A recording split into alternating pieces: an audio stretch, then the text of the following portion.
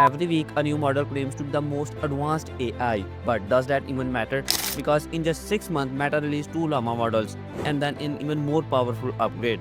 Then Google launched Gemini Ultra, only to release an improved version week later after people complained. OpenAI teased Sora, their text-to-video AI, and before anyone could process that, rumors about ChatGPT 5's imminent releases flooded the internet. But here's where it gets crazy. DeepSeek, a Chinese AI model, dropped out of nowhere.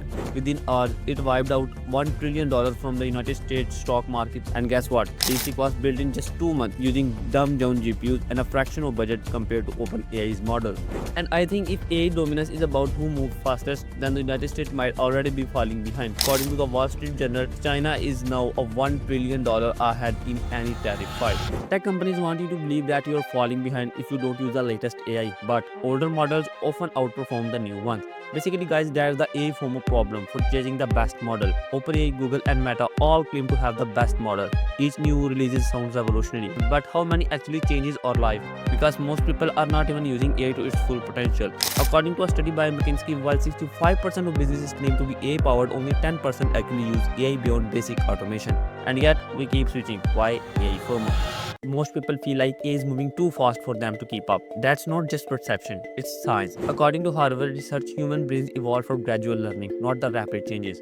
In the past, major technological shifts like the internet and the smartphones took decades to become mainstream. And AI is evolving at 10x the speed, forcing us to process prototype shifts every few months, which end with these kind of results. Number 1, decision fatigue. People don't know which AI to use, so they give up entirely. Then, number 2 is cognitive overload. Instead of mastering one tool, they jump from AI to AI, never fully adopting. Number 3, productivity paradox. AI should make work easier, but instead, people feel more disoriented and unproductive than ever. Even Microsoft CEO Satya Nadella warned that AI speed could outpace human adaptation, forcing companies to rethink integration.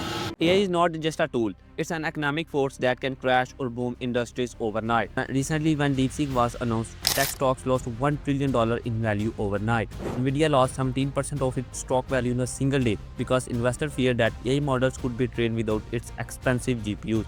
Meta, Google, and AI scrambled to respond because new player DeepSeek AI has threatened their dominance. And the most interesting thing is that AI is making tech giants even more richer. OpenAI is now valued at over $1 billion, up from $29 billion in 2023. Anthropic Cloud AI raised $4 billion from Amazon in a bid to challenge OpenAI. AI chip makers like Nvidia are ranking in record profit as AI demand surges. But AI wealth is not being shared equally. The richest 1% of the companies control 90% of AI advancement. Big tech monopolies are buying and acquiring smaller AI startups before they can compete. Guys, if AI can handle research, writing, and customer support, where do humans fit in? Because AI is eliminating jobs faster than new ones are being even created. Recently, Goldman Sachs predicts AI could replace 300 million full-time jobs globally.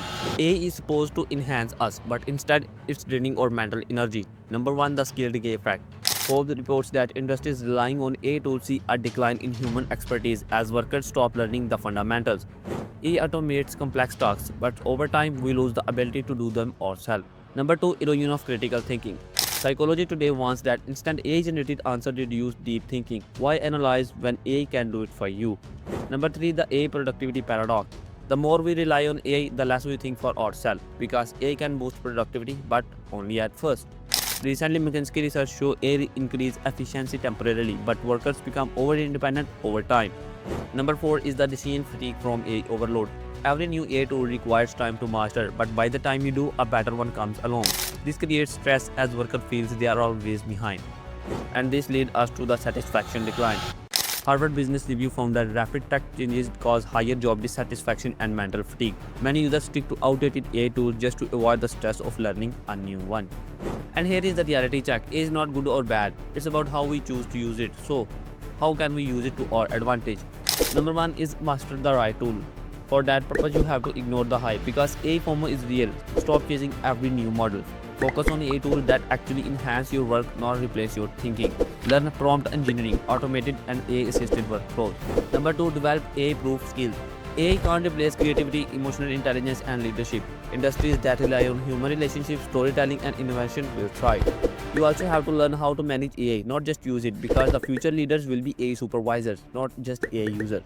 Number three is control AI. Don't let AI control you. For that purpose, you have to set boundaries with AI. Don't let it make every decision for you.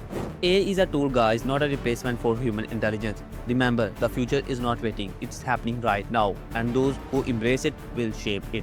Digital detective. Make sure to subscribe, guys, because this is just about the beginning of what AI can do for your future. And if you are thinking AI is about technology, you are missing the bigger game, honestly. Watch this video now before it's too late. Love you guys. Peace.